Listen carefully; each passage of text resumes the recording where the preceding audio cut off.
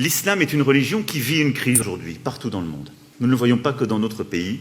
C'est une crise profonde qui est liée à des tensions entre des fondamentalismes, des projets justement religieux et politiques qui, on le voit dans toutes les régions du monde, conduisent à un durcissement très fort. Y compris dans des pays où l'islam est la religion majoritaire. Il y a, dans cet islamisme radical, une volonté revendiquée, affichée, une organisation méthodique pour contrevenir aux lois de la République et créer un ordre parallèle, ériger d'autres valeurs, développer une autre organisation de la société, séparatiste dans un premier temps, mais dont le but final est de prendre le contrôle complet, celui-ci. Nous sommes un pays où nous organisions la formation des imams dans des pays étrangers, mais aussi celle de psalmodieurs que nous faisions venir de manière régulière. C'est la Turquie, le Maroc et l'Algérie qui fournissaient ces imams et ces psalmodieurs.